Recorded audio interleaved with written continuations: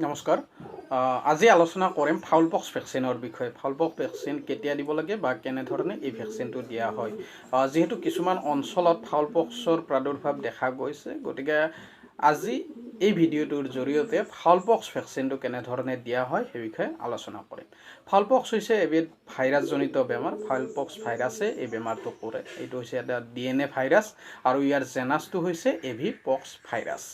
যেহেতু এইটো এটা ভাইৰাছজনিত বেমাৰ, গতিকে ইয়াক ভেকচিনেশ্যনৰ দ্বাৰাহে পৰিত্ৰাণ পাব পাৰি। ইয়াক ভেকচিনেশ্যন কৰা হয় আৰু সেই ভেকচিনটো কেতিয়া দিয়া হয় বা কেনেধৰণে দিয়া হয় সেই বিষয়ে এই ভিডিঅ'টোত আলোচনা কৰিম।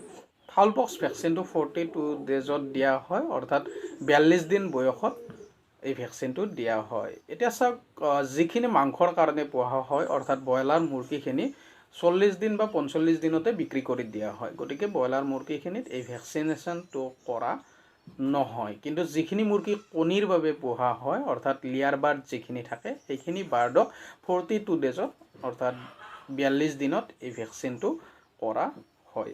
যিখিনি বাৰ্ড মানে বেছি এজলৈকে ৰখা হয়, বেছি বয়সলৈ ৰখা হয়, সেইখিনি বাৰ্ডকহে এই ভেকচিনটো কৰা হয়। এটা কথাটো হ'ল, এই ভেকচিনটো কেনেধৰণে দিয়া হয়। এই ভেকচিনটো কেনেধৰণে দিয়া হয়, ইয়াৰ বাবে যদি ভালদৰে জানিব বিচাৰে, তেতিয়াহ'লে ওচৰৰ যিখিনি ভেটেনাৰী ডক্তৰ আছে, পশু চিকিৎসক আছে, তেওঁলোকৰ পৰা জানি লোৱাটো বেছি ভাল। আচলতে এই ভেকচিনটো আমি ৱেব উইঙত প্ৰিক মেথডৰ জৰিয়তে দিয়া হয়। অৰ্থাৎ এটা বিশেষ ধৰণৰ নিডিল আহে, দুটা নিডিল থাকে তাত, আৰু যিখিনি ৰিকনষ্টিটিউট ভেকচিন, অৰ্থাৎ যিহেতু ভেকচিনখিনি ফ্ৰিজ ড্ৰাইড ফৰ্মত আহে, গতিকে সেই ভেকচিনখিনি ডাইলুৱেণ্টৰ সহায়ত মিক্স কৰা হয় আৰু মিক্স কৰাৰ পাছত ৰিকনষ্টিটিউট ভেকচিনখিনি পোৱা যায়।